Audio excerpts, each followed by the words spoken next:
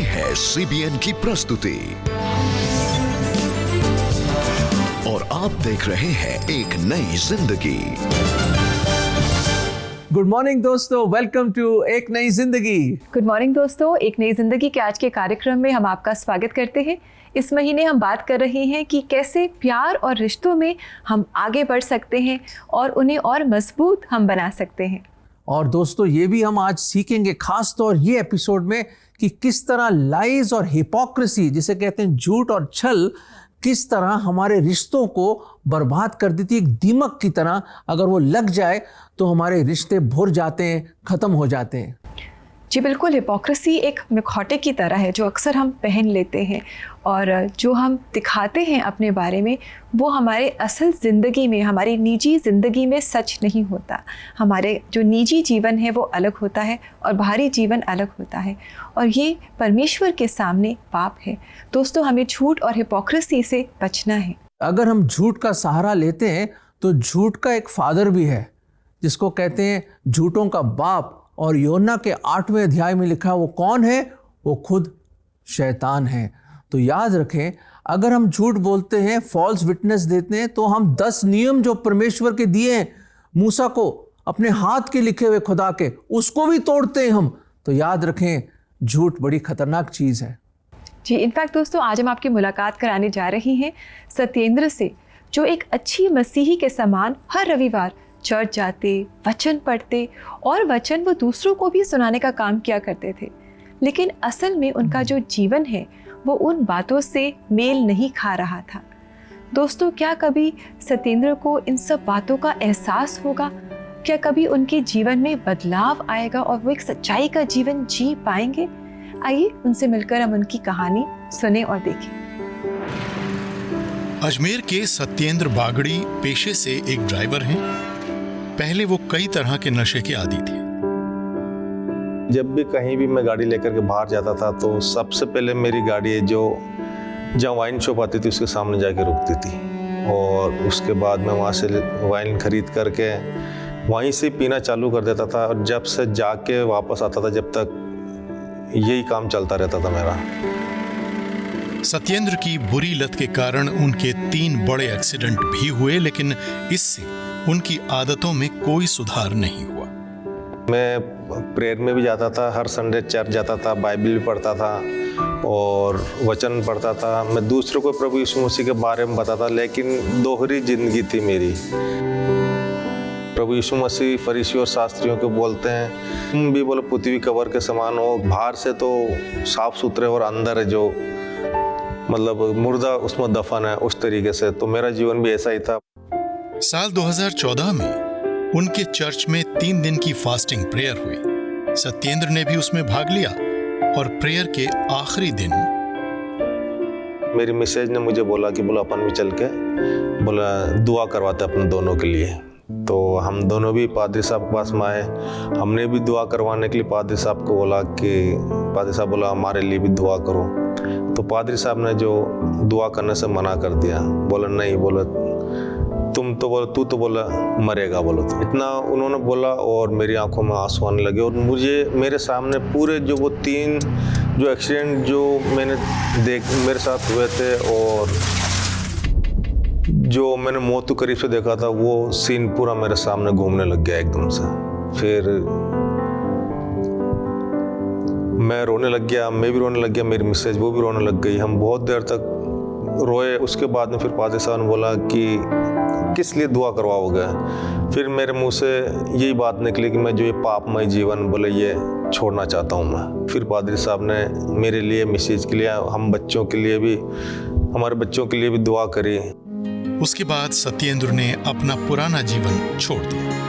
8/8/2014 के बाद से प्रभु ने मुझे पूरी तरह हर एक नशे से मुझे आज़ाद कराया। आज तक मैंने करीब 8 साल हो गए मैंने कोई भी नशा नहीं किया और प्रभु हर जगह संभालता है। और भजन संहिता 121 का 8 वचन भी यही कहता है कि यहोवा तेरे आने और जाने में तेरी रक्षा और तेरी सहायता अब से लेकर सदा तक करता रहेगा। प्रभु ने मेरे मन को पूरी तरीके से बदला और मुझे पाप से आज़ाद किया और मेरे परिवार को आज तक संभाला, मुझे भी संभाला। इसलिए मैं प्रभु यीशु मसीह का धन्यवाद करता हूँ। आज सत्येंद्र के जीवन में परमेश्वर के अलावा कोई नहीं है। वो मजबूती से अपने परिवार के साथ परमेश्वर के रास्ते पर आगे बढ़ रहे हैं। दोस्तों, सत्येंद्र की कहानी हमारे लिए एक सीख है, एक उदाहरण है। हम लोगों को धोखा दे सकते हैं, लेकिन हम परमेश्वर को धोखा नहीं दे सकते। वो हमारे जीवन के हर छुपे कामों को देखता है और वो जानता है। ये जो चीज़ है ना, सत्येंद्र जी के नाम में सत्य वर्ड है ना। और आखिर उनको मालूम पड़ा और एहसास हुआ और उस सत्य को जाना। कौन है सत्य? वो प्रभु यीशु मसीह। जाना और उस सत्य ने उनको आज़ाद किया। बिल्कुल ऐसी दर्शकों, प्रेरितों के काम एक पुस्तक है बाइबल में, और उसमें एक हस्बैंड वाइफ की छोटी सी एक झलक मिलती है हमें, जिन्होंने अपनी एक ज़मीन बेची, एनानियास और सफाया। एनानियास का मतलब यहोवा इज़ ग्रेशियस, वो अनुग्रहकारी, और सफायर तो वो एक स्पेशल प्रेशियस स्टोन होता है ना, पर्पल ब्लू कलर का, बड़ा खूबसूरत। तो खूबसूरत लेडी होंगी वो, और बड़े अच्छे कपल थे। पर उन्होंने क्या करा, बाकी लोग भी अपने ज़मीन बेच रहे थे, चीज़ें कर रहे थे, खुदा के काम के लिए ला रहे थे। उन्होंने भी अपनी ज़मीन बेची, पर उसमें से थोड़ा सा हिस्सा अपने पास रख लिया उन्होंने, और वहाँ गए और प्रभु के शिष्यों के सामने उनके कदमों में रख दी। दोस्तों, उन्होंने झूठ बोला कि ये पूरी रकम है हमारी ज़मीन की, जो हमने बेचा, जो टुकड़ा था हमारे पास। उसी वक्त पतरस ने बोला कि तू हमारे सामने झूठ नहीं बोल रहा, परमेश्वर के सामने झूठ बोल रहा है। और उसी वक्त बाइबल बताती उसके सांस उसके नथनों से निकल गए और वो वहीं का वहीं मर गया। लोग उठा के उसको दफना के आए। जब वो आ ही रहे थे, उसकी पत्नी उससे पहले आई और वही प्रश्न पूछा पतरस ने। उन्होंने आपस में कोई प्लानिंग करी थी क्या? मुझे बड़ा अफसोस होता है जब भी मैं इस पोर्शन को पढ़ता हूँ कि वाइफ ने भी झूठ बोला कि हाँ ये पूरी रकम है, और वहीं की वहीं वो भी मर गई। याद रखो दर्शकों, जो आप कर रहे हैं परमेश्वर की आंख देख रही है। God is seeing everything that you are doing. और याद रखें, कोई मास्क परमेश्वर के सामने कोई मास्क नहीं आ सकता। सब चीज़ एक खुली किताब की तरह है परमेश्वर के सामने। याद रखें, we have to be honest, ईमानदार होना, हमें सच्चाई के मार्ग में चलना है। अननायास और सफायर की तरह नहीं, जैसे बुरा अंत हुआ उनका बुरा अंत हुआ। हम नहीं चाहते कि आपका भी ऐसा अंत हो। आप धार्मिकता की राह में चलें, परमेश्वर की राह में चले, सच्चाई और खरेपन से चले। याद रखें, परमेश्वर आपको बहुतायत से आशीष देगा। झूठ का सहारा मत लेना, हिपोक्रेसी का कभी भी सहारा मत लेना, क्योंकि उसका अंत, याद रखें, अननायास और सफायर की जिंदगी में क्या हुआ, ये वचन हम आपको देना चाहते हैं। नीति वचन 12:22, झूठों से यहोवा को घृणा आती है, परंतु जो विश्वास से काम करते हैं उनसे वह प्रसन्न होता है। देखा दर्शकों, परमेश्वर किससे प्रसन्न होता है? जो सच्चाई से काम करते हैं, ईमानदारी से करते हैं। और झूठों से तो परमेश्वर घृणा करता है, बिल्कुल घृणा करता है। याद रखें इस बात को। जी बिल्कुल, याद रखें कि परमेश्वर हमारे मन को देखता है और जांचता है। Man looks at the outward appearance, but God looks at our heart. और दोस्तों, अगर एक खराई का जीवन जीने के लिए आप प्रार्थना में मदद चाहते हैं, सामर्थ्य चाहते हैं परमेश्वर से, तो क्यों ना आप और हम मिलकर प्रार्थना करें। CBN प्रेयर लाइन में हमारा नंबर है 9910401010। हमें इंतज़ार रहेगा आपकी कॉल्स का प्रार्थना करने के लिए। और साथ ही हमारी CBN प्रेयर लाइन सुबह 6 बजे से लेकर रात 11 बजे तक आपकी कॉल्स के लिए खुली रहती है। और दोस्तों, इसी नंबर पे आप व्हाट्सएप से भी मैसेज भेज सकते हैं। हम वेट करेंगे आपके मैसेजेस का। दोस्तों, इसी के साथ समय आ गया है एक छोटा सा ब्रेक लेने का। आज बुधवार है, तो ब्रेक के बाद कोई शक में हम आपके आत्मिक और जीवन से रिलेटेड सवालों के जवाब देंगे। So do stay with us.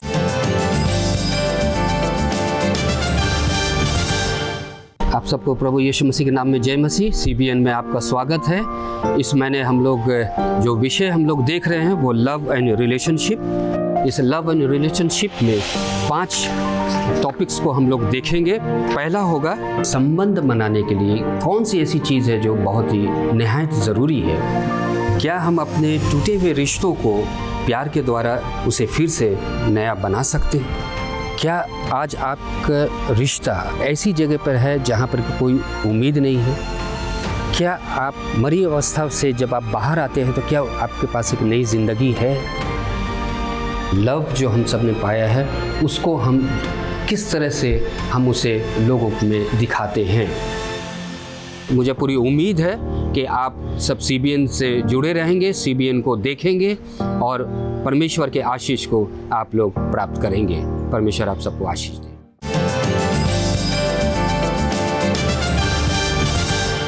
Welcome back दोस्तों। आज एक नई ज़िंदगी प्रोग्राम में हम बात कर रहे हैं कि कैसे हम दोहरे छोटे जीवन से बच सकते हैं और एक ऐसा जीवन जी सकते हैं जो परमेश्वर को भाए। और दोस्तों, अब समय है कि कोई शक में हम आपके आत्मिक और जीवन से रिलेटेड सवालों के जवाब दें।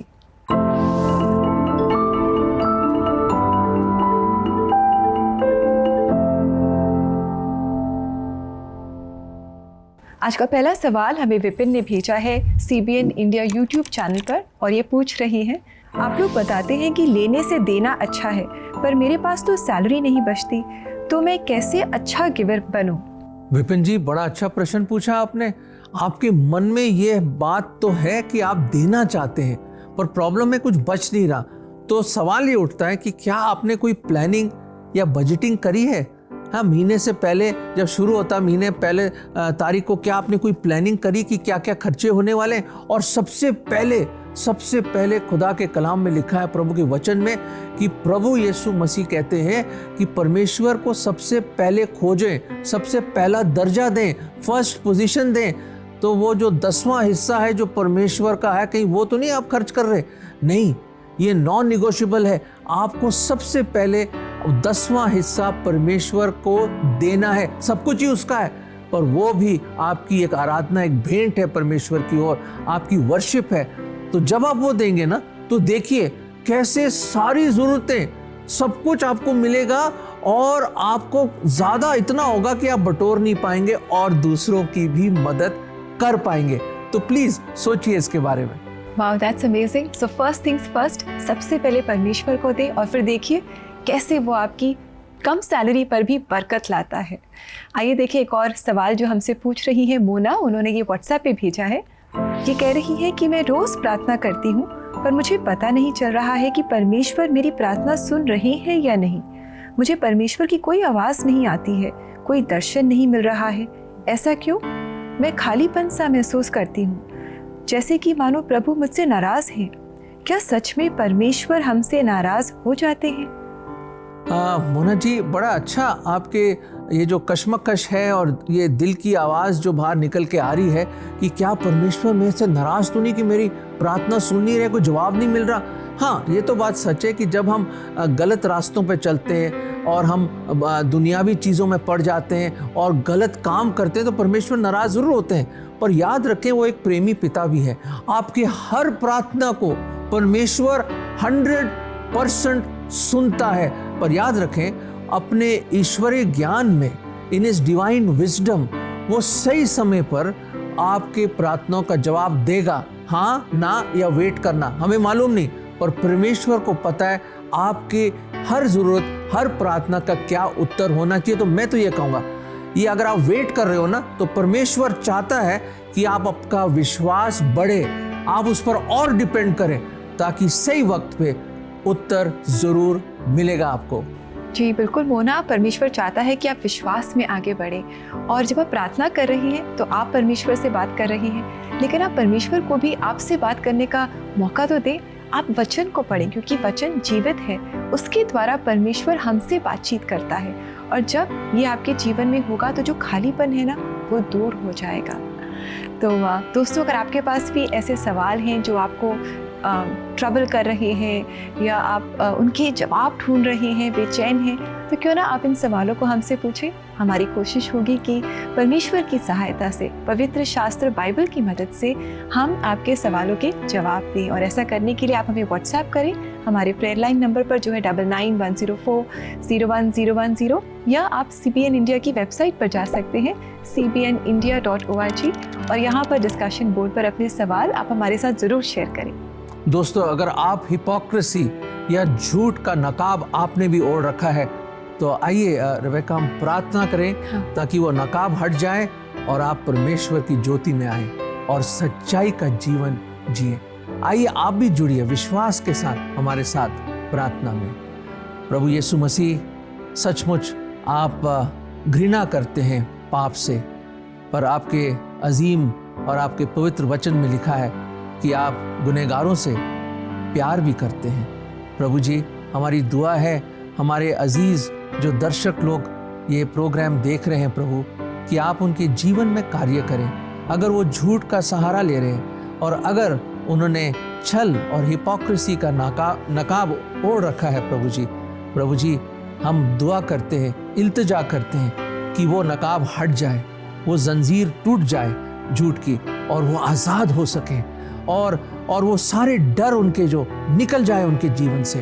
प्रभु यीशु मसीह, आप उनको इन चीज़ों से निकालें ताकि एक सच्चाई और धार्मिकता का जीवन वो जिए जिसमें शांति और खुशी होती है। प्रभु जी दया करें हर एक पर प्रभु, आपकी आशीष हो। और ये प्रार्थना हम प्रभु यीशु मसीह के मुबारक नाम में मांगते हैं, आमीन आमीन। दोस्तों, सिर्फ प्रभु यीशु मसीह ही हमें इन सब चीज़ों से निकाल सकता है, क्योंकि सामर्थ सिर्फ उसी के पास है। और दोस्तों, अब है समय प्रेयर टिप का।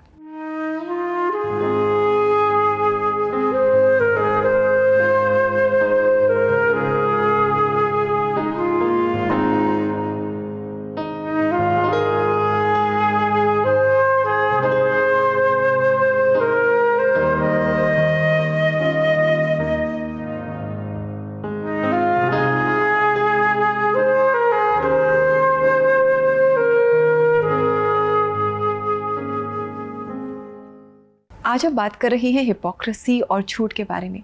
अक्सर हम लंबी और दिखावटी प्रार्थनाएं करते हैं, लेकिन हम ये जान लें कि परमेश्वर इन लंबी दिखावटी प्रार्थनाओं से प्रसन्न नहीं होता, बल्कि वो आपके हृदय की गहराई से, आत्मा और सच्चाई से जो प्रार्थना आप करते हैं उसको सुनता है और उसका जवाब देता है। दर्शकों, अब समय आ गया है कि परमेश्वर के वचन में हमारे लिए क्या है। आइए देखते हैं परमेश्वर हमसे क्या बात करना चाहता है।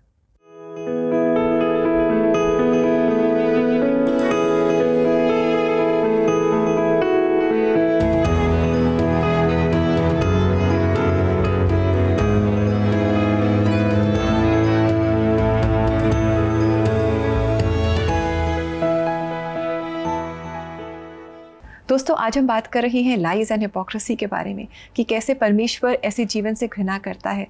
अगर आज आप ऐसा अपने जीवन में कर रहे हैं और इस ऐसे जीवन से आप हटना चाहते हैं, सच्चाई के जीवन पर आप चलना चाहते हैं, तो आप परमेश्वर के पास आएँ, अपनी गलतियों की माफ़ी मांगे। वो हमारा प्रेमी परमेश्वर है, विश्वास योग्य है, और वो हमें क्षमा करता है और हमारी मदद करता है कि हम एक सच्चाई का जीवन जिए।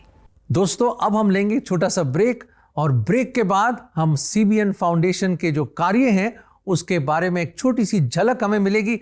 तो please don't go anywhere, we are going to just come back.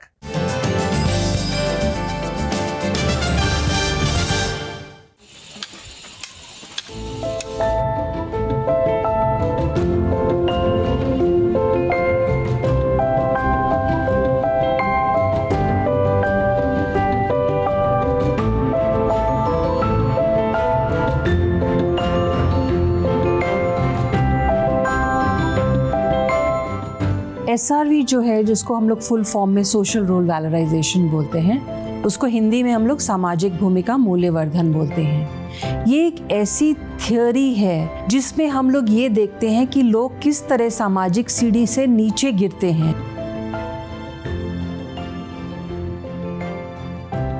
अगर हमें समाज को मजबूत बनाना है तो हमें जो अवमूल्यित लोग हैं उनको उठाना है और उनको समाज का एक महत्वपूर्ण हिस्सा बनाना है।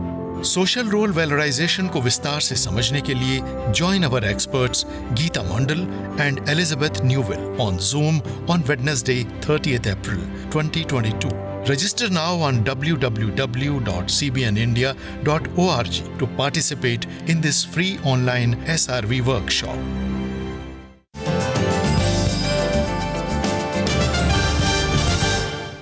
वेलकम बैक दोस्तों। आज हम ये सीख रहे हैं कि कैसे हम पाखंड भरी जिंदगी जीने से बचकर लोगों के बीच में एक सच्चा उदाहरण बन सके हम। जी बिल्कुल, यीशु ने कहा तुम्हारी हाँ हाँ होनी चाहिए और तुम्हारी ना ना। दोस्तों, हमें इस संसार में सत्यता और ईमानदारी के साथ जीना है ताकि अंधकार में पड़े लोग प्रभु के सत्य और प्रेम को जान सकें। अपने लिए तो सभी जीते हैं, पर दूसरों के लिए प्रेम के साथ मसीह यीशु का प्रेम क्या सिखाता है हमें कि कैसे जीना चाहिए हमें। जी, और इसी प्रेम को दर्शा रही हैं सीबीएन फाउंडेशन अपने कामों के द्वारा। इस समय हम सीबीएन फाउंडेशन द्वारा आयोजित वर्कशॉप के बारे में जानेंगे, जिसमें महिलाओं को घर में पड़े बचे कुचे कपड़ों से रीयूजेबल सैनिटरी पैड्स बनाना सिखाया गया ताकि घर का हर सामान रीयूज और रीसाइकिल हो सके। हर दिन नए कपड़े बिक रहे हैं और पुराने कपड़े यूं ही फेंके जा रहे हैं। ये एक एनवायरमेंटल डिजास्टर से कम नहीं है। इस बर्बादी को कम करने के लिए सीबीएन फाउंडेशन टेक्सटाइल डिजाइनर के साथ मिलकर रिड्यूस, रीयूज और रीसाइकिल कैंपेन चला रहा है। We are basically focusing on environment and how they can use the things that are easily available in the house and they could be used again and again.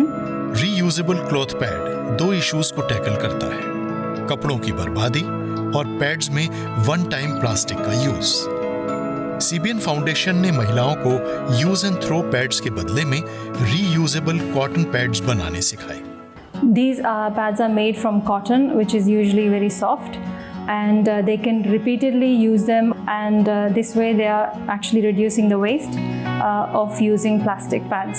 हमें सिलाई बहुत पसंद है। इसको एक बार आप देख लोगे ना मैम, तो आप भी यही कहोगे कि प्लास्टिक पैड बेकार होते हैं और आप बना सकते हैं। ये बहुत ही इजी तरीका है पैड बनाने का। इससे हमें कोई शिकायत नहीं रहेगी कि ये हमारे खुद का बना हुआ रहेगा। पैड हमें प्लास्टिक के यूज़ नहीं करने चाहिए, कॉटन के यूज़ करने चाहिए जो अपने हाथों से बनाए हमने। जो बाहर के आते हैं इतने महंगे आते हैं और उनको एक बार लगा के हम फेंक देते हैं। वर्कशॉप पार्टिसिपेंट्स ने कुछ ऐसा सीखा जो वो दूसरों को भी आसानी से सिखा सकते हैं। अब हम घर जाकर मैम सबको ये बताएंगे कि वेस्ट कपड़े से भी ये पैड बनाए जाते हैं। पैड मैं घर पे जाके बनाऊंगी और मेरी 2 बेटियां हैं, मैं उनको अपने हाथ का ही बनाया पहनाऊंगी कि मेरी बेटियां कंफर्टेबल महसूस करें और कहें मम्मा हाँ ये बेस्ट है। It was a very good experience for me to participate in this workshop and be training these women who are really enthusiastic about the product. तो कपड़े डिस्कार्ड करने से पहले जरूर सोचना, ये किसी महिला के लिए क्लॉथ पैड के रूप में रीयूज किए जा सकते हैं और एनवायरमेंटल वेस्ट और प्लास्टिक यूसेज को रिड्यूस कर सकते हैं। आज ही सीबीएन फाउंडेशन के कार्यों के लिए www.cbnf.org पर दान दीजिए। वाओ, सीबीएन फाउंडेशन के इस बेहतरीन इनिशिएटिव के लिए वाकई कि ऐसे पुराने कपड़े भी यूज हो सकते हैं for such a dignified thing, है ना? यस, बिल्कुल दोस्तों। और आप भी इस पहल का हिस्सा बन सकते हैं और इस नेक कार्य में हमारा साथ दे सकते हैं। और अधिक जानकारी के लिए सीबीएन फाउंडेशन की वेबसाइट को आप विजिट करें, जिसका एड्रेस है www.cbnf.org। और दर्शकों, जाने का समय तो हो गया, पर भूलिएगा मत जो आज आपने सीखा है। सत्येंद्र की जिंदगी में क्या हुआ कि उसने फाइनली सत्य का सहारा लिया, प्रभु यीशु मसीह का सहारा लिया और उसका जीवन बदल गया। तो पाप की जिंदगी और ये जो ढोंग जो है हिपोक्रेसी का और झूठ का, उसको आप छोड़िए। आनन्याह और सफीरा की जिंदगी से भी देखा हमने कि झूठ का सहारा कभी नहीं लेना हमें, और सच्चाई में हमें जीना है और परमेश्वर के वचनों में होकर हर रोज जिंदगी के हर तूफान, हर मुश्किलात को सच्चाई से हमें सामना करना है। Never tell lies, remain on the truth, क्योंकि we trust the truth, the Lord Jesus. और दोस्तों, इसी के साथ हमारे जाने का समय आ गया है। आज हमने जाना है कि प्रभु यीशु मसीह सत्य है और हमें भी सत्य का जीवन जीना है। तो आइए, बेनी जोशुआ द्वारा गाया गया एक बहुत ही खूबसूरत गीत है यीशुआ। इस गीत के द्वारा हम प्रभु यीशु मसीह के नाम को ऊंचा उठाएं, उनकी स्तुति और आराधना करें। नमस्कार। God bless you.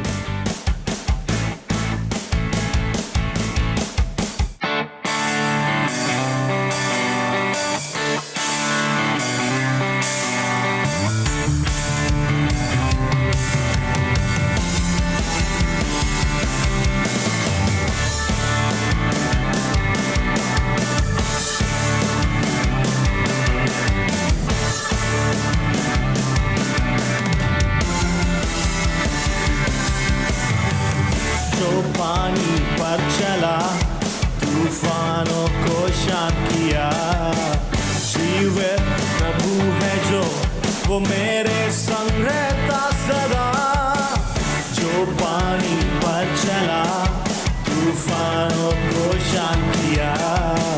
जीवित प्रभु है जो, ओ मेरे संग रहता सदा।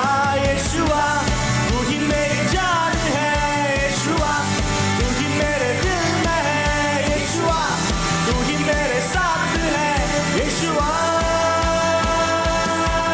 यीशुआ तू ही मेरी जान है, यीशुआ तू ही मेरे दिल में है, यीशुआ तू ही मेरे साथ है, यीशुआ।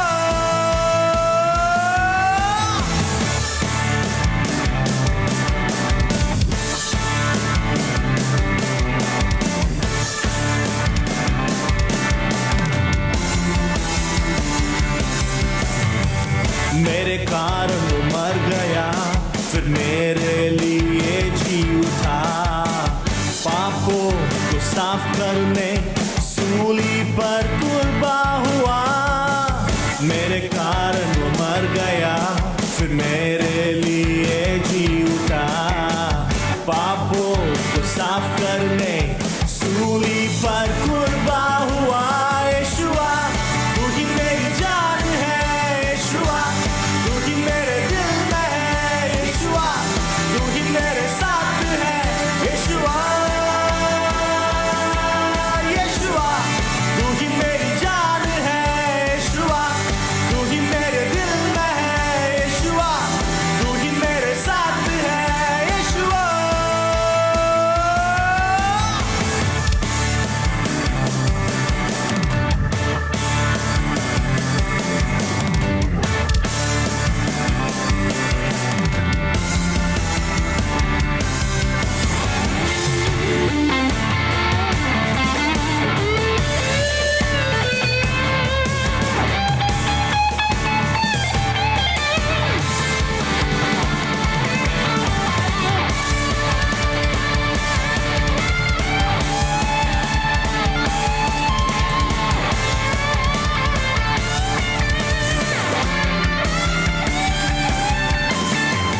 बादलों के बीच में और मेघों की गर्जन में, राजाओं का राजा ही करेगा राज ब्रह्मांड पे। बादलों के बीच में और मेघों की गर्जन में, राजाओं का राजा ही करेगा